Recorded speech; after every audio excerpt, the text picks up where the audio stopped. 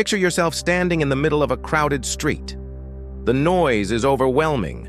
Horns blare, people shout, screens flash. Everyone rushes, but few know where they're going. They move with speed, but not with direction. They are busy, but not effective. They are full of motion, but void of meaning. Now picture another scene.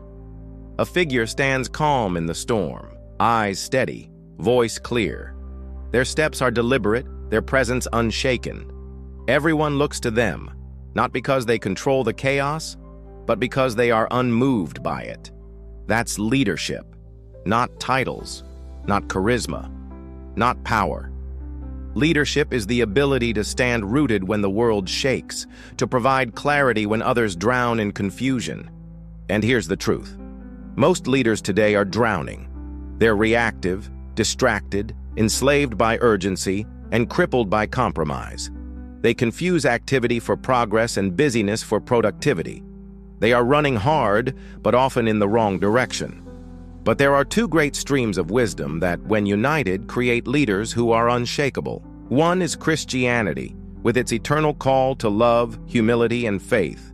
The other is Stoicism, with its disciplined pursuit of reason, resilience, and virtue. Alone, each is powerful. Christianity gives the heart, Stoicism gives the mind. But together, they forge emotional intelligence, the steel and sanctuary leaders need to rise above chaos. I want to show you how this fusion equips us to master 4 leadership qualities that will change not only how you lead, but how you live.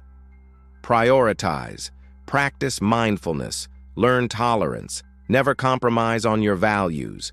Christianity and Stoicism, the fusion of heart and mind. Christianity teaches, above all else, guard your heart, for everything you do flows from it. Proverbs 4:23. Leadership begins with the heart, what you love, what you serve. Stoicism teaches, you have power over your mind, not outside events. Realize this, and you will find strength. Marcus Aurelius. Leadership begins with the mind, how you think, how you choose, how you interpret life's storms. But here's the danger. A heart without discipline is impulsive, and a mind without love is cold. Together, heart and mind, they create leaders who are resilient, wise, and compassionate. Leaders who can be both steel and sanctuary. Leadership quality. 1. Prioritize, the noise problem. We drown in distractions. Emails overflow, meetings pile up, deadlines scream.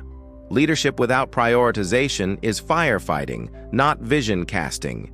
You may feel important putting out fires, but you will never build anything lasting. Christianity's voice. Jesus said, "Seek first his kingdom and his righteousness, and all these things will be given to you as well." Matthew 6:33. Notice, first, not second, not when convenient. First. Mary chose to sit at Jesus' feet while Martha rushed about. Jesus said, "Mary has chosen what is better." That is prioritization, choosing the eternal over the urgent. Stoicism's voice. Epictetus taught, "Some things are up to us, and some things are not." Wise leaders focus only on what is theirs to carry. Emotional intelligence in action.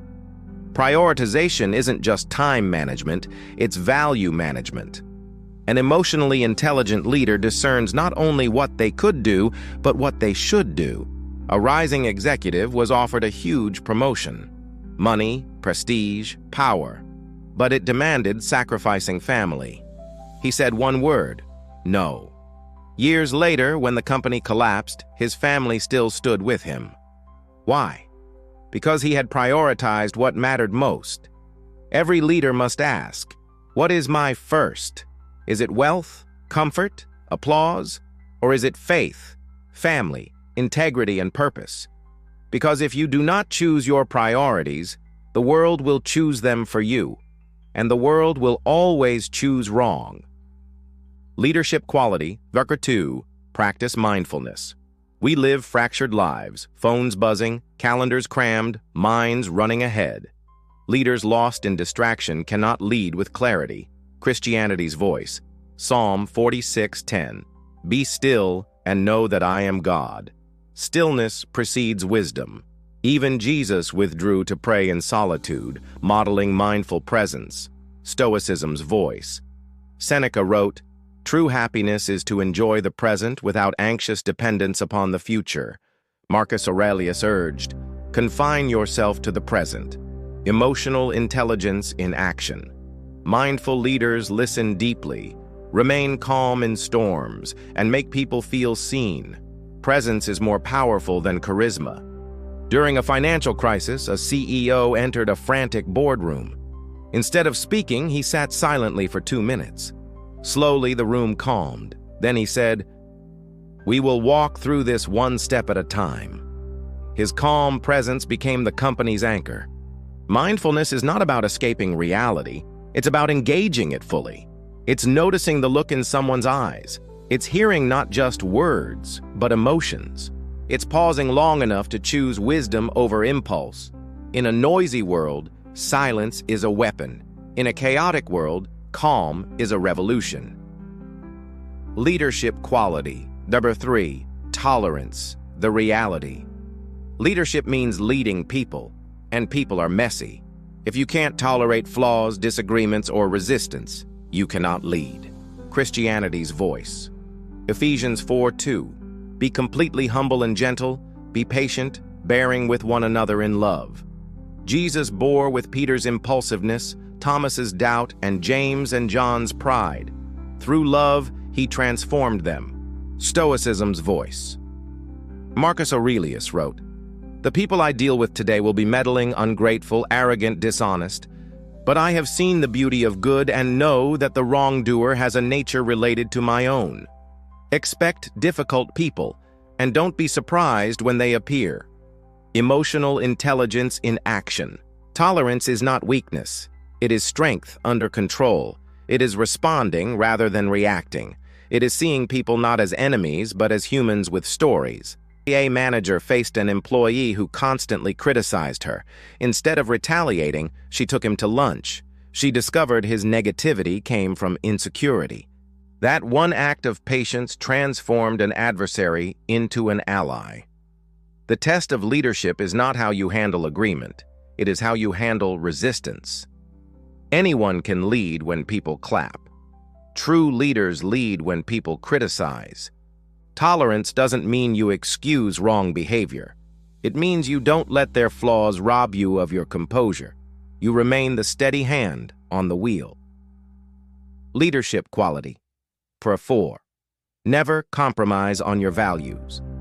The temptation. There will come a moment where compromise looks easy, where bending just a little promises success.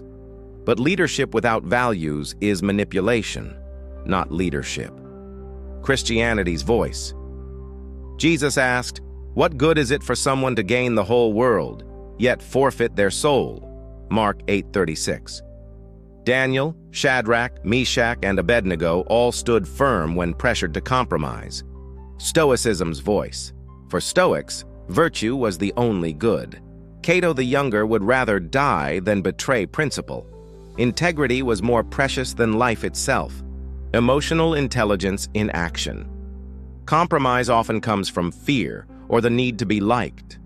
Emotionally intelligent leaders recognize those impulses, pause, and choose values over pressure. William Wilberforce fought tirelessly against the slave trade. For decades, he faced defeat, ridicule, and threats, but he refused to compromise. His persistence led to abolition in Britain. His legacy endures because he stood when others folded. Expanded reflection. Your values are your roots. Without them, you topple in the storm. With them, you endure. Compromise may win you applause today, but it will cost you respect tomorrow. And respect is the currency of leadership. Prioritization, mindfulness, tolerance, integrity. Each alone is strong, but together, they forge the kind of leader the world desperately needs. A leader who is compassionate yet unshakable, humble yet courageous, loving yet disciplined. Our world doesn't lack talent, knowledge, or technology. It lacks leaders. Leaders who won't drown in distraction, who won't panic in chaos, who won't break under pressure, and who won't sell out their souls. And that's why this matters, because if principled leaders don't rise, manipulators will fill the gap. So let me ask you, will you prioritize what is eternal, or will you chase the noise? Will you practice mindfulness, or will you live distracted? Will you bear with people's flaws, or will you fracture under them? Will you stand firm in your values, or will you sell out when the pressure comes? Leadership is not optional. The vacuum will be filled. The question is, by whom? Imagine yourself as the torchbearer on a dark road. Behind you are hundreds waiting. If you stay still, they scatter. If you step forward, torch in hand, they follow. That is leadership. And that is your call. So rise. Rise as leaders forged in faith and reason, heart and mind, Christianity and Stoicism. Rise as leaders who will not bow to noise or bend to compromise. Rise as leaders who will outlast storms because your roots run deep. And when history looks back, may it be said of you, they weren't the loudest, they weren't the flashiest, but they were unshakable, they were uncompromising. And because they rose, the world was changed. But let me tell you this, leadership is not about waiting for permission. It is about taking responsibility. It is about deciding that your life will not be wasted on distractions but poured out in purpose. This world is desperate for leaders in homes, in businesses, in churches, in communities. You don't need a title to be a leader. You don't need a stage. You need courage, compassion, discipline, and faith. So tonight, I am calling you, not just to think differently, but to live differently, to embody the fusion of faith and discipline, to be leaders who walk into chaos with clarity, who walk into storms with calm, who walk into conflict with patience, who walk into temptation with integrity. Because when you do, you will not just influence others, you will transform them. You will not just manage projects, you will shape destinies. You will not just succeed, you will inspire. And one day when your life is told as a story, people will not remember your possessions or positions. They will remember your presence. They will remember your courage. They will remember your unshakable commitment to what mattered most. So rise. Rise, leaders of faith and reason. Rise, leaders of love and discipline. Rise, leaders of heart and mind. The world is waiting. The torch is in your hands. The road is before you. Step forward. Lead. Make sure to like this video and subscribe.